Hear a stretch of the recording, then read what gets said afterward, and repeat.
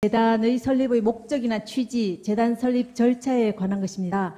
근데 이 부분에 대해서는 아까 최상목 씨와 같이 이 재단 설립 관련 일을 하였던 증인 방기선 씨가 아주 세세하게 그 아는 한도 내에서 자세히 답변을 하셨고요. 그다음에 그 재단 설립 목적이나 취지 이런 부분들은 안종범 씨나 이승철 씨 등 이 사건 핵심 관련자들이 이 심판정이나 또는 이미 채택된 수사기관에서의 여러 진술들에서 이렇게 상세하게 진술을 하셨습니다.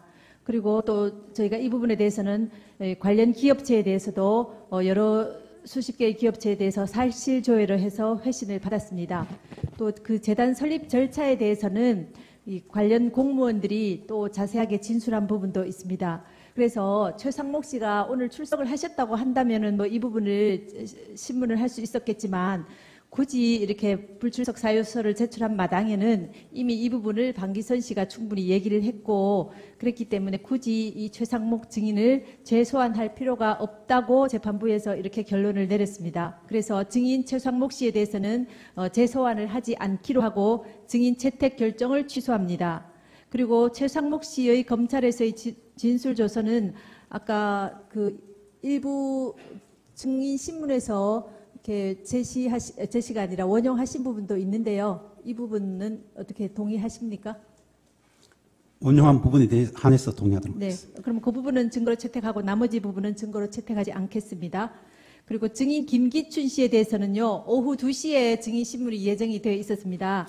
그런데 그 김기춘 증인이 아직까지 건강 상태가 호전되지 않아서 출석할 수 없다라는 불출석 사유서를 제출하셨습니다.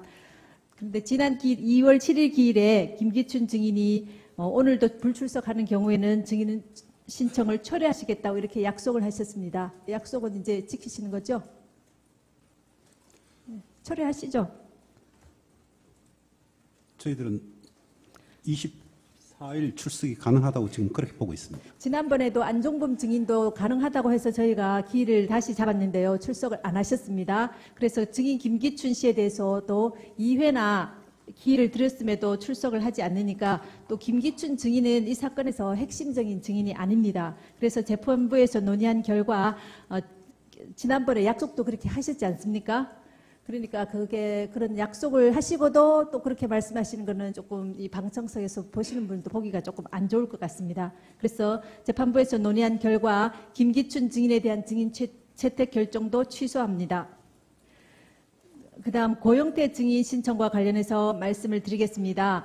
고영태 증인은 피청구인뿐만 아니라 청구인 쪽에서도 신청한 증인이었습니다. 그래서 저희가 3회나 증인 신문 기일을 지정해서 송달을 여러 차례 시도했고 또 소재 탐지 촉탁도 했지만 소재 파악이 불가능하다고 했고 송달도 되지 않았습니다. 그래서 이미 증거 채택 결정을 한번 취소한 적이 있습니다. 그리고 그 고영태 씨가 수사기관에서 그 진술 조서는 증거로 채택하지 않는다고 지난번에 말씀드렸습니다. 그래서 굳이 이 반대 신문권 보장은 필요가 없지 않겠나 이런 생각이 듭니다. 그리고 이제 피청구인 쪽에서 고영태 증인을 통해서 입증하시고자 하시는 부분은 그 김수현 씨 녹취 파일을 가포증으로도 녹취록을 제출하셨고요. 의료증으로도 녹취록을 제출하셨습니다. 그 부분을 저희가 다 봤는데 그 부분이 이 사건의 핵심과 관련이 있다고 보기는 조금 어려워 보이고요. 그 입증하시고자 하시는 부분은 이미 그 녹취록이나 녹취 파일 저희가 들어봤는데 그 부분으로 충분히 입증이 다 가능하고 피청구인께서 말씀하시고자 하는 부분도 다 파악이 되는 것 같습니다. 그래서 이미 한번 채택 결정이 취소된 증인을 다시 소환하는 것은 부적절하다고 보여집니다. 그래서 저희 재판부에서 논의한 결과 고영태에 대한 증인 신청도 채택하지 않기로 결정하였습니다. 그 다음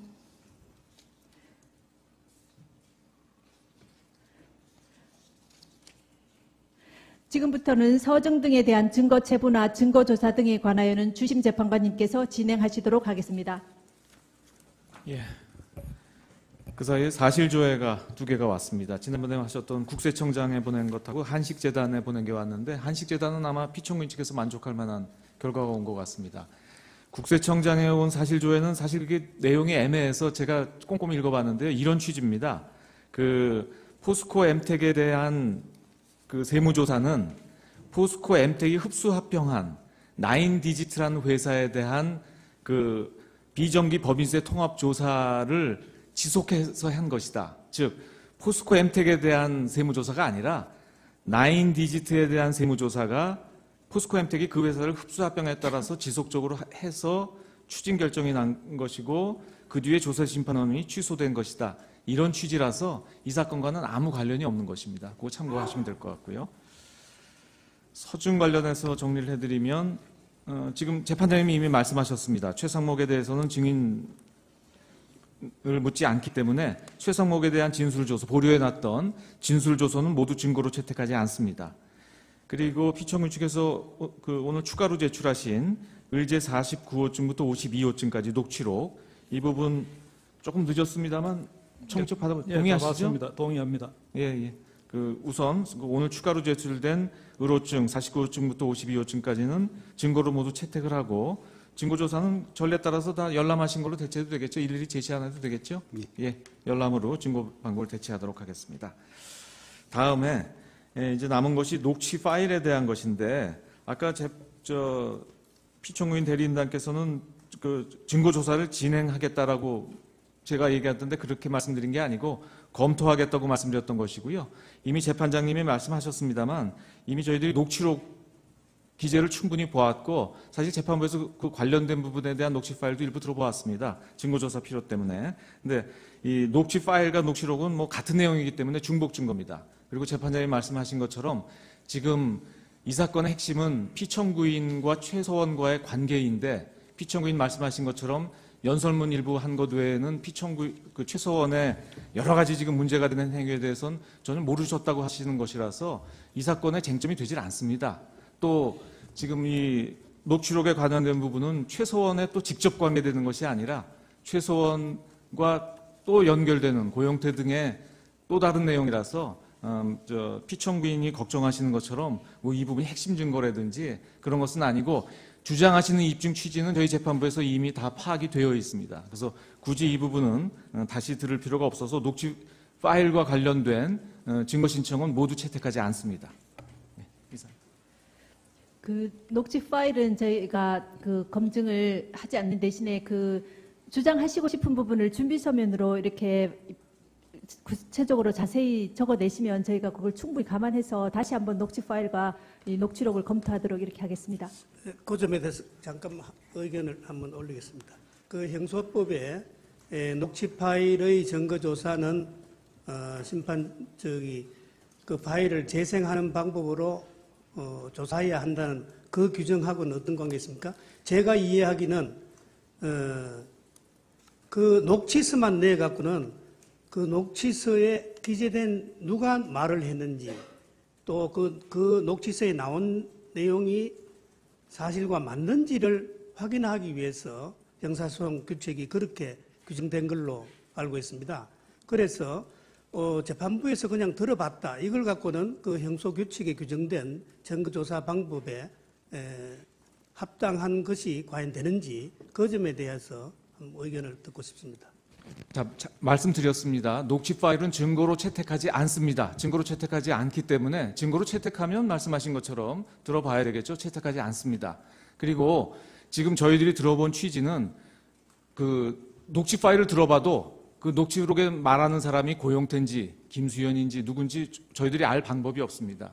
그 녹취록 기재랑 대비해 봐서 아 그런 취지로구나 그냥 이해할 뿐이고요. 원래 같으면 저희들이 녹취 파일을 들으면 안 되겠지만 이게 만약 청구인 측 관련돼서는 저희들이 듣지 않습니다. 왜냐하면 청구인 측은 이 소추위원 측이기 때문에 엄격한 증명이 필요해서 듣질 않습니다. 다만 피청구인 측 자료는 증거로 채택하지 않습니다만 그 피청구인의 유리한 부분은 아까 지금 그 조서의 일부를 우리가 제시하는 것을 허용하고 일부를 증거로 삼는 것처럼 유리한 부분에 대해서는 자유로운 증명이 가능하기 때문에 형사소송 규칙과 같이 엄격한 증거 방법에 따르지 않고 저희들이 유리한 부분에 한해서 그 참고로 들어봤다 그렇게 말씀드리겠습니다. 다시 요약해서 말씀드리면 녹취 파일은 엄격한 증명 방법으로서 증거로 채택하지 않습니다.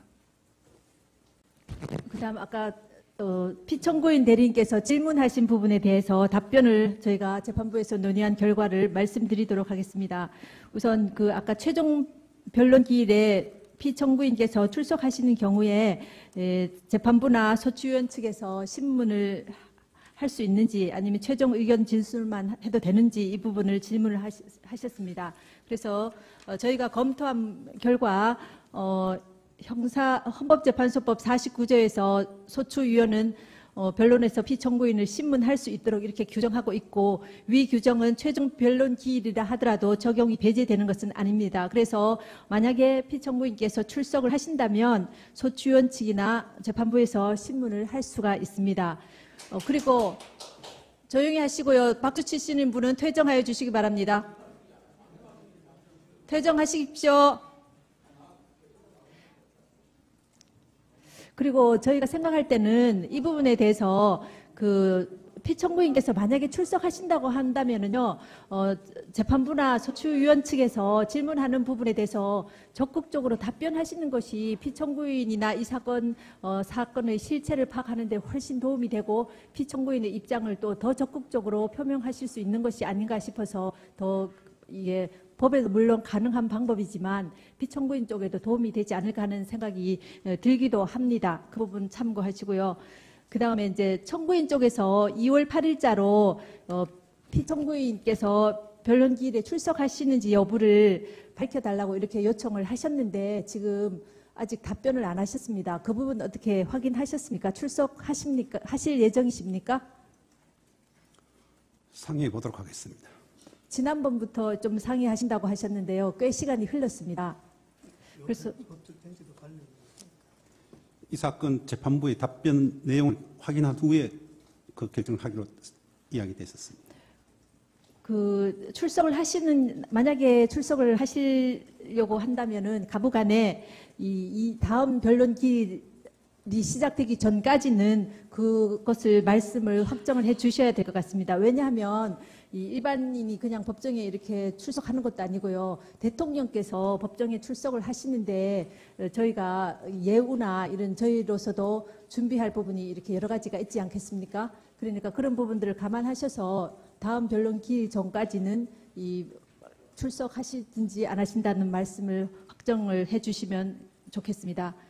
그리고 만약에 출석을 하신다고 한다면은 재판부에서 정해드리는 기일에 이렇게 출석해야 된다는 것도 좀 양해를 해 주시기 바랍니다. 그리고 만약에 변론이 종결된 후에 피청구인께서 출석을 하신다고 해서 기일을 열어달라 이런 것들은 저희가 받아들일 수 없다라는 것도 미리 말씀드립니다. 왜냐하면은 출석을 하실 수 있는 시간이 앞으로도 있고 또 지금까지도 많이 있었는데 아직 답변을 안 하셨습니다. 그 부분은 재판 진행상 어쩔 수 없다라는 점을 좀 양해를 해 주시기 바랍니다. 그리고 최종 변론 기일을 피청구인 쪽에서 3월 2일이나 3일쯤으로 연기해 줬으면 좋겠다 이런 의견서도 제출을 하셨습니다. 그래서 이 부분은 저희 재판부에서 논의한 결과 그 피청구인께서 출석을 하시는지 여부를 다음 기일 전까지 말씀을 해 주시고 또 다음 기일에 안종범 증인은 불출석한다고 아마 사유서를 제출한 것 같습니다. 그리고 최소원 증인이 출석하는지 여부나 이 다음 변론 기일 진행 상황을 보고 다음 기일에 재판부에서 결정하여서 말씀드리도록 하겠습니다. 지금까지 말씀드린 부분에 대해서는 양측 대리인께서 기일 진행에 참고를 하시기 바랍니다. 그러면 오늘 변론 절차는 이것으로 마치고 오전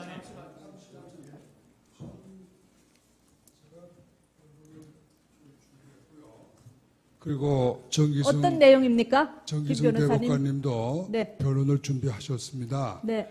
그런데 지금 시간이 12시가 넘었는데요. 네. 사실은 제가 조금 당뇨가 있습니다. 네네. 그래서 시간을 조금 주시면은 어떤 내용에 대해서 말씀하실 잠깐만요. 그건 제가 예정입니까? 말씀을 드릴게요. 네.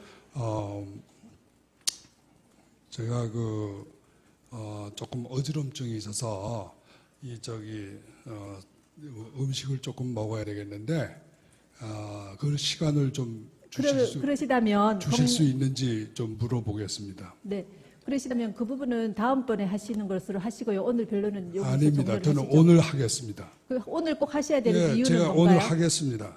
준비를 해왔으니까 그러면 제가 점심을 못 먹더라도 지금부터 변론을 하겠습니다. 그러면 저희 재판부에서는 다음번에 김 변호사님, 재판 진행은 저희가 하는 겁니다. 그러니까 저희가 다음번에 충분히 기회를 드릴 테니까 오늘 변론은 이것으로 마치도록 하겠습니다. 22일입니다. 기일은 저희가 정하는 것입니다. 네. 그러면 오늘 변론은 이것으로 마치도록 하겠습니다. 지금 하겠는데 왜 변론을 막으십니까? 다음 기일에 충분히 기회를 드립니다. 굳이 오늘 하셔야 되는 건 아니고요. 2월 22일 수요일 오전 10시에 이곳 대심판정에서 속행하도록 하겠습니다. 다음 변론 기일에는 오전에 다음번에 하시는 걸로요. 지금 12시가 되었지 않습니까? 네. 다음 기일은 22일 진행합니다.